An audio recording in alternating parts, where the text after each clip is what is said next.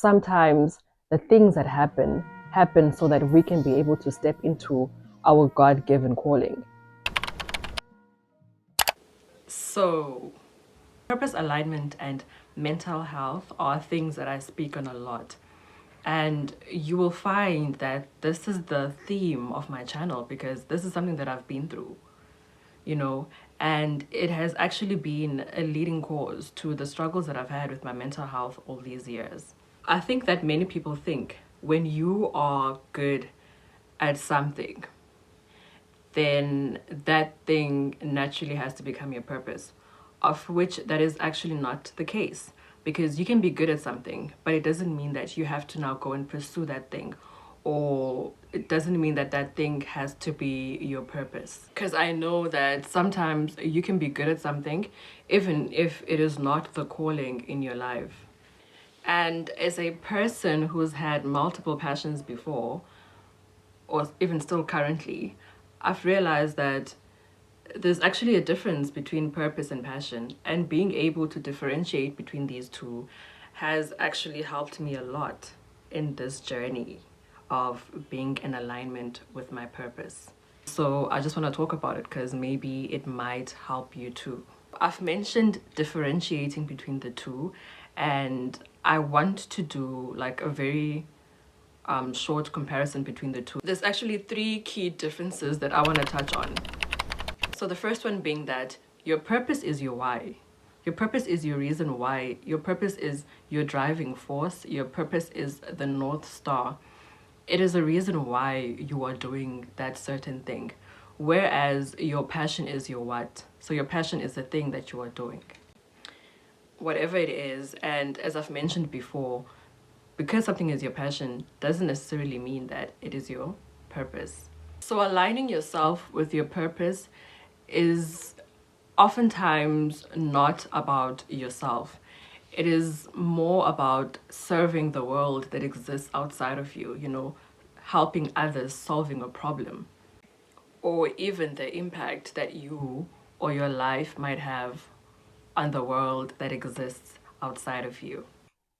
And I've just realized that my mic wasn't on, but it's okay. Like, we'll have to figure it out. I have to carry on. And so, in passion, when you are passionate about something, it is mostly about your own satisfaction. You know, you're serving yourself, you're doing something that brings you joy, that excites you.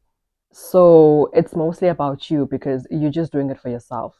Normally, you will have one purpose in a lifetime. You know, oftentimes you will have one purpose in a lifetime, whereas when it comes to passion, you can have multiple passions, and you can even have multiple passions existing in the same time. To actually put an emphasis on this point, in my lifetime, and I'm 29, I've been passionate about writing. I've been passionate about fashion and wanting to create a fashion brand. I've been passionate about photography. You know, when I was in my Instagram stage, I've been passionate about beauty and makeup, and I'm still passionate about beauty and makeup. But now, is beauty and makeup my purpose? No, it is not, and it doesn't have to be, and that is perfectly okay. Think it is so important that before you find your what, you are able to identify what your why is. Because then your why, which is your purpose, is going to be your driving force through the challenges that your passion is going to bring. And the last comparison that I want to make between purpose and passion is that when it comes to purpose, it doesn't have to be a natural skill that you have, right? It is a skill that you can develop.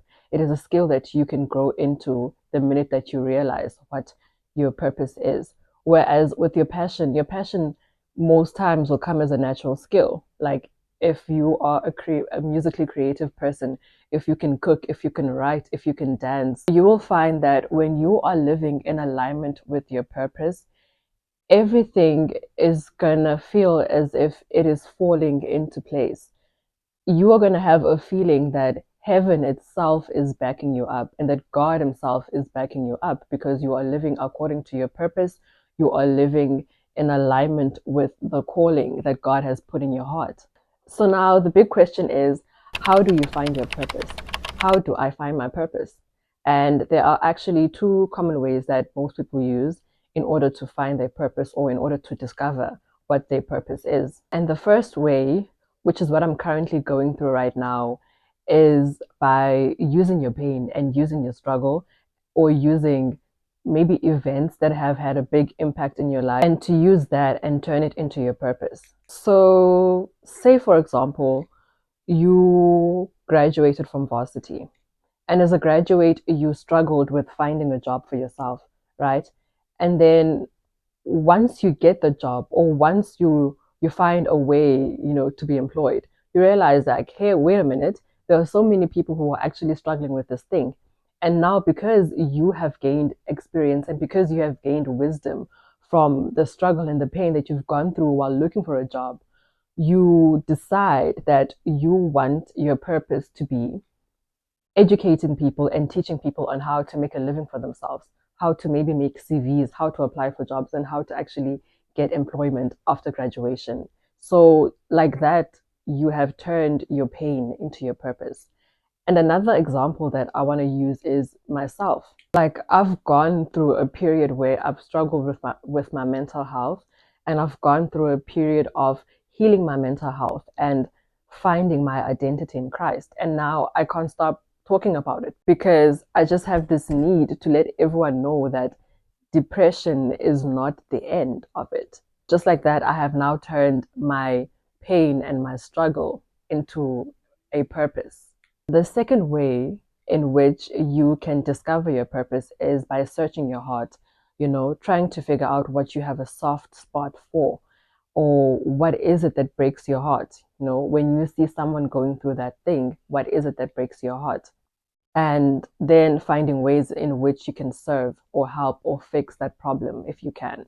For example, if you are a person who, when you find a person or people who are struggling financially, it touches your heart. And so you go out of your way to make sure that you coach people and you educate people and you teach people the multiple streams of income and multiple ways in which people can make a living for themselves. And yeah, I could actually go on and on with these examples, and I'm hoping that the examples that I've made have actually made what I've been saying clearer to you. The way that things are just going to fall in place for you in your life, you'll just have this feeling that you are being backed by heaven and that God is like giving you a thumbs up, like, you go, so and so. That is why I have this perspective that I have, that not everything bad that happens to you is for nothing. Sometimes the things that happen so that we can be able to step into our God-given calling, our God-given purpose, because we know that God causes everything to work together for the good of those who love God and are called according to his purpose for them. And that is in Romans 8, verse 28. And to finish this off, I just want to add that I personally think that it is the most beautiful thing when you can use your pain and your hurt and your struggle and take that experience and use it to save someone else.